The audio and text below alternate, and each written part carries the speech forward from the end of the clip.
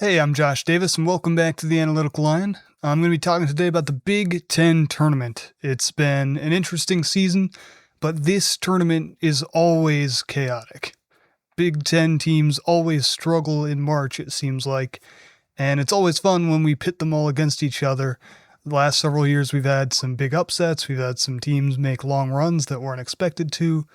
And so I'm going to make my predictions, and by no means are these good predictions. Anything can happen this next week in Chicago, which is also interesting that it's not in Indianapolis this year. An exciting little twist last year that caused the last couple teams to miss out of the tournament. And so this year, moving to Chicago, the Bulls have allowed every team in the Big Ten to make it and have that extra day. So now it is a 6-day tournament starting on Tuesday, 4 o'clock. It'll be Maryland against Oregon. Let's jump right into it. I'll give my thoughts on every game. If I'm looking over here, it's because that's where my bracket is, and I'll show that to you right now. Let's talk about Oregon and Maryland. Diggy Coit has been one of the better small guards in this league, and he's going up against Nate Biddle, who's been one of the best, most consistent bigs in the league, and Kwame Evans Jr., who's been a fantastic player for Oregon. I'm going to lean Oregon in this game simply because they have better big play, and they've been the better team lately. Oregon won 3 out of their last 5 games, and Maryland enters the Big Ten tournament on a 4-game losing streak. Next, moving on, the night game on Tuesday, Penn State against Northwestern. This is an interesting game because Northwestern beat Penn State by quite a bit earlier in the season, and both teams enter this tournament on a 2-game losing streak. Both teams are dangerous, but I think Northwestern has a little more consistency there. Penn State has won when they've shot the ball well, but they have rarely shot the ball well, and they've had their worst conference record in program history. Northwestern has been led by Nick Martinelli, who's got a 50% field goal percentage this season. He's been one of the best scorers in the conference, and I'm actually predicting Northwestern to go on a bit of a run, as you can see. Now let's talk about Iowa against Oregon. This will be an interesting game because you got Bennett Sturtz, one of the best all-around players in the Big Ten, but at times he's disappeared for Iowa, and they are hobbling into March, a team that has now found themselves on the bubble. That a few weeks ago, I would have said Iowa is solidly in to the NCAA tournament. Now they might have to win this game in order to give themselves the full resume. If they lose this, Iowa will definitely be on the bubble, and I'm predicting them to lose it. They lost a tough one in overtime at Nebraska to finish the season after losing games to Penn State and Michigan, which was a little bit surprising that they lost the Penn State game, and then they were unable to upset Michigan. And now you have an Oregon team that might be building some momentum coming off a win against Maryland. I'm going to pick them to continue moving on. And I think the reason for that is because Oregon has that good post play that I mentioned earlier with Evans and Biddle, and that's where Iowa has struggled this season. Yes, they have the strong guard play, especially when you have Sturtz doing his things, but Sturtz hasn't been as assertive as a one-man show for Iowa as he probably needs to be. Next, I'll talk about Washington and USC. This is an interesting one because these two teams literally just played each other a week ago on March 4th, and Washington won 91-72, nearly a 20-point win. We'll see this coming up a couple of times throughout this bracket, where we have teams playing each other that literally just played the other day, and some of them were close, but most of them honestly have been blowouts. And so this one, I'm going to stick with Washington, who just got the blowout the other day. Indiana versus Northwestern. This is an interesting one where Indiana was, again, solid tournament team we would have thought a few weeks ago. Now, probably on the wrong side of the bubble. They have lost 4 out of their last 5. Their only win was against Minnesota, an ugly loss at Ohio State to finish the season. And now they have a tough matchup against Nick Martinelli and Northwestern. We'll see if they can handle it. I'm going to pick Northwestern to pull off the upset. Moving on to Rutgers against Minnesota. This will be an interesting one because Minnesota just beat Rutgers on February 21st, 80-61. And so that's why I'm going to stick with Minnesota here in this one. Now we got Ohio State versus Oregon. Ohio State was, again, a bubble team a few weeks ago. Unlike some of the other teams I've talked about here, they have won their way into tournament position. They got a huge win against Purdue at home, then went to Penn State and got a convincing win, and then just beat Indiana at home to finish the season. Ohio State is now on the right side of the bubble, and I'm predicting them to win here in their first game against Oregon. And I believe Bruce Thornton broke the all-time scoring record for Ohio State, if I'm not mistaken, just last game. But yeah, moving on to this Washington-Wisconsin game. Wisconsin's just one of the best teams in the conference, man. They've been really solid, got a big win against Purdue on the road to finish off the season, won 4 out of their last 5. They did show some weaknesses in that one game against Oregon where they had to travel to the West Coast. Not going to hold that too much against them, so we know how difficult it is to go out to West Coast games.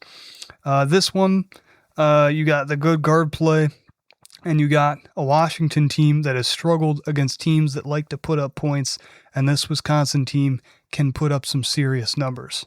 I'm going to pick Wisconsin to move on. And then we got Purdue against Northwestern. I'm going to keep Northwestern rolling, man. Nick Martinelli has been fantastic for them this season, and Purdue has ended their season on 3 out of 4 losses. Now, that one win was against Northwestern. This might be the one game I regret, as I could see Purdue making a run. They are one of the top teams in the conference. They have looked really strong at parts of this season, but they are kind of hobbling into this tournament and have certainly not been playing their best basketball lately. Now we get to UCLA, Minnesota. I get to talk about my team that I'm predicting to win it all, UCLA. And while it is sort of a half-hearted prediction, I'll mention that later. This is still an extremely good basketball team, and I have tons of faith in them to do it. They got a huge win against Illinois in overtime a few weeks ago. Here's the pick. There it is. Dick. Tyus Edney revisited.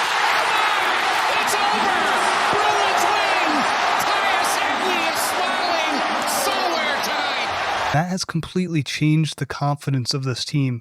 They are scoring at an elite level, but more importantly, their defense has stepped it up a notch, and they have started playing really solid overall basketball. They just beat Nebraska by 20 points the other day on March 3rd, and then on March 7th to finish the season against their rivals USC. On the road, they won 89-68. This is a dominant squad. Tyler Bilodeau has been putting up some numbers. And you got Donovan Dent, who's been dishing the ball nicely as well. This is a dangerous UCLA team, and I think they're going to put up some numbers here in March. Moving on, we got the number 3 team in the country and the number 1 team in the Big Ten. Michigan plays their first game, and I'm predicting it to be against Ohio State. Ohio State's been red hot. This would be a really fun game. Of course, Ohio State, Michigan, it would be must-see TV. This would be so much fun at 11 a.m. in the morning. If I got to wake up early, that's something to wake up early for. I will pick Michigan in this one. I think they're just playing really well. Ended the season with a 4-game winning streak. The one loss before that was by a couple points to Duke. They're simply playing one of the best teams in basketball right now. Axel Lindenborg is looking like a lottery NBA pick. This team is very well most likely going to win this tournament. And honestly, it would probably be a little disappointing if they didn't. And the only reason I'm not picking them to win it all is because I think it would be a little boring. Illinois and Wisconsin, these two teams are very similar to each other. I just think Illinois is a little more talented in terms of the shooting available. Keaton Wagler's a really good shooter, puts up strong percentages, and I think Illinois has a little bit more support from beyond the arc. Now we got Northwestern and Nebraska. This is where Northwestern run ends. Nebraska has been the surprise team in the Big Ten this season.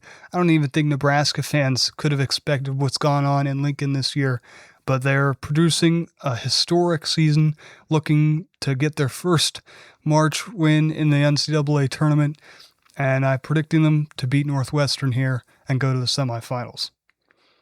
Now I'll talk about UCLA, Michigan State. Michigan State had a 4-game winning streak going into a road game where they lost to Michigan by 10 to end the season.